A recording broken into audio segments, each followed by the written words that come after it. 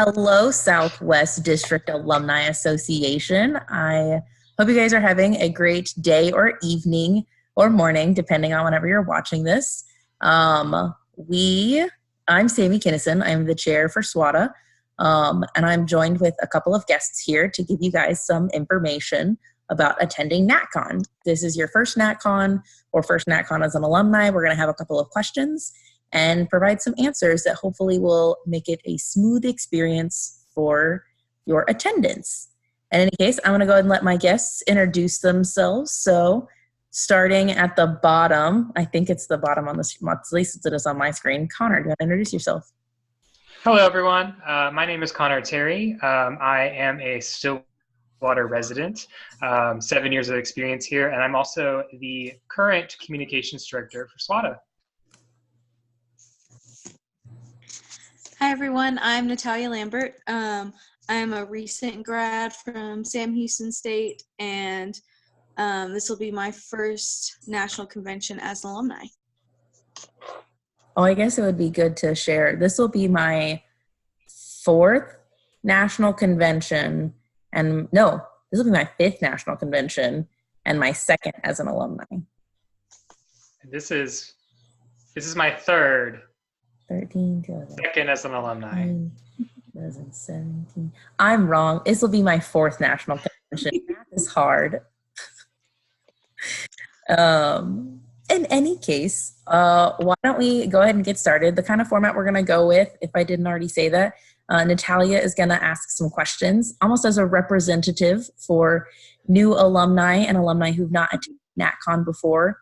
And Connor and I, the seasoned veterans that we are, with one NatCon as an alumni under our belts, are going to answer them. We've reached out to a couple of other alumni to get some feedback on some of these answers, so hopefully it is helpful in some way. Natalia, do you want to go ahead and get started with your first question? Absolutely. Okay, so what can a new alumni expect going to their first NatCon post-graduation? So I think what's really interesting about NatCon as an alumni is it's very different from the active perspective. We don't traditionally vote on too much business. We are not representing our chapters in any way, shape, or form. We do not have any issues with elections going on during convention, at least on our side for the Kappa Kappa Psi side. That's already happened for the national AAs.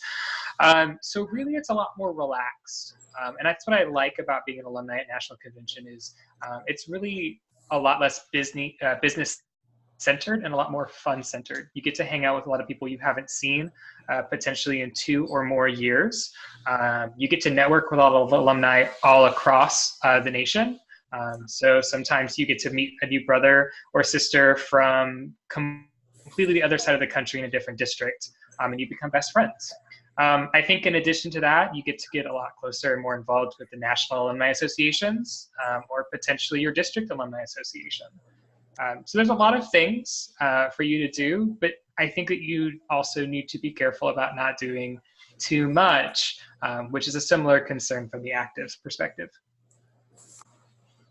Awesome, thank you. Yeah, I'm really excited to see the fun. I mean, it was fun going as an active, of course, but I'm really excited to see this side of it too. Okay, so what do I need to do to attend? Or what do I need to attend as alumni? Sorry. Is there alumni meetings, business? What goes on? Yeah, so I think one of the things that's really interesting attending as an alumni, from active to alumni, you don't realize that there is a whole set of alumni separate sessions going on, a lot of times at the same time as the active separate sessions. For both TBSAA and Kappa Kappa Psi AA, there are multiple separate sessions throughout the whole week. To attend NatCon, you do need to be a member of either one or the other of these organizations. And so while they're not required, I would definitely encourage you to attend these. They're going to be setting direction for the next biennium. They're going to be talking about programs and goals and giving you a chance to get to know your NAA officers and what they hope to accomplish. Awesome. Also, there will be lots of workshops for alumni. Not only are there workshops for actives, but there are professional development workshops. There are personal development as well as alumni growth, including SWDAA's own Samantha Brandberry will be giving a workshop. And so be sure to check out those things. Awesome. Okay, so can alumni be in the music hour, the reading band? Just like that. So from my personal perspective, I believe the answer is yes. And I believe that especially if you have already registered and you've indicated that, you're already in. If you would like to show up and with your instrument for reading band next week and participate, I'm sure that they will not turn you away.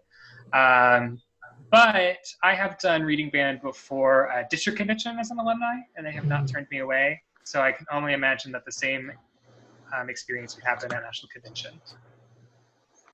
Good to know. I was wondering if I need to bring my euphonium or not. So Go for it. Awesome. Is there a difference between what a life member can do and what a normal alumni member can do at NatCon? Not much of a difference. There's one key thing. Life members can sit as a delegate for their chapter if there are no representatives, no active representatives from the chapter. Outside of that, there is no difference really. You can equally participate in all workshops and separate sessions and different things like that.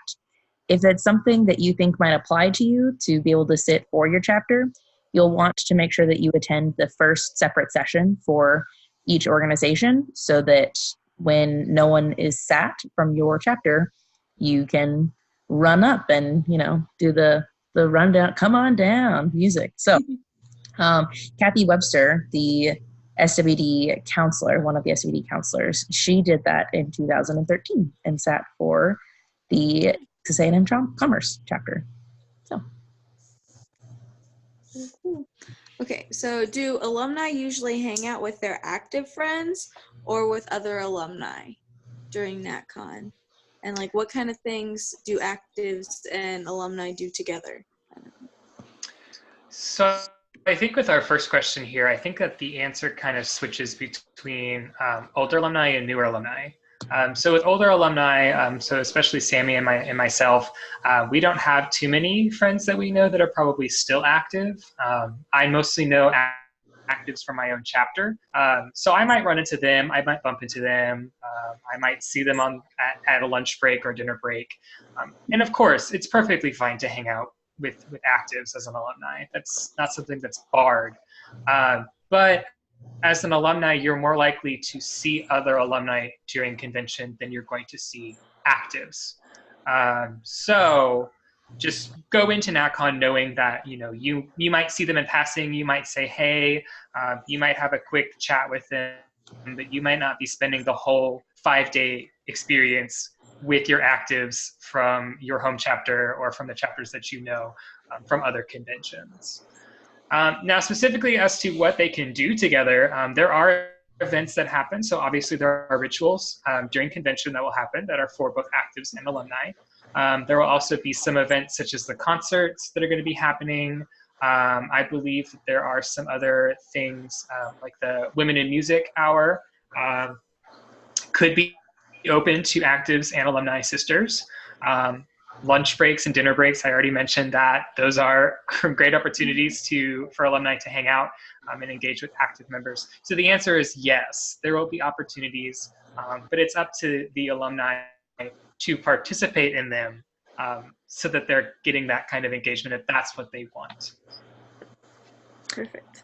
I'd also add a quick note on that one, just being as a new alumni at NatCon, one thing to try avoid is making sure that active business is active business. And I know that I'm probably not alone in having an opinion on how all actives should vote on all issues. I'm sure we as alumni clearly know best, but we had our time when we were active and we got to vote, and we didn't have alumni yelling at us to come vote.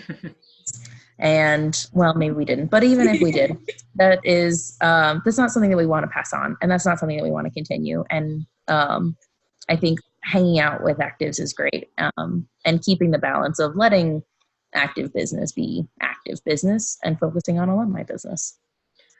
I would say really just make sure that if you do have an opinion on something that's happening in active business, make sure it doesn't radiate within the active space. So if you want to talk to another alumni about maybe how you feel about a change that's being voted on or something that's changing in the bylaws, that's totally fine to have your opinion, but you don't need to go to your actives and say you should vote no because blank. Just let them handle their own trajectory and their own development as an organization, and we'll do our own over on the Alumni Association side. Good to know, for sure. Okay, here's a big one. Is it appropriate to drink with actives who are over 21? So this is a question that probably danced around a lot. In prepping for this meeting, I myself did not feel confident in answering it with just my own wisdom, and so I reached out to the past 2 chairs. And I think that probably the best answer that one can give is there's not a rule that says you can't. It's probably not the best idea. And so in any situation, always remember you're wearing your letters when you're drinking, even as an alumni. And I would definitely encourage using your best judgment and representing well in all situations. So probably is up to you at the end of the day. I personally would probably discourage it because it's better safe than sorry. It's a very gray area, and it's a question that there is not exactly a very clear answer on. Hope you enjoyed my vague answer. Absolutely. No, that's really helpful because I have some active friends going, and they were wondering, they're like, you can show me all the things. I'm like, okay. But my last question, do you guys have some like basic do's and don'ts for NatCon as an alumni? I know we mentioned a few, but any other things that we haven't touched on? I think for me, I have a tendency to overpack for conventions. And in some ways it's a bad thing, but I think that it's also a good thing. Number one, I will tell you as a resident of Stillwater right now, it is very hot. So it might be good to pack some additional pairs of clothing just in case you get a little sweaty or gross walking around campus. That way you don't stink and smell and feel all sweaty and gross all day long. That might be a good thing, especially if you want to feel cute during convention. I don't know.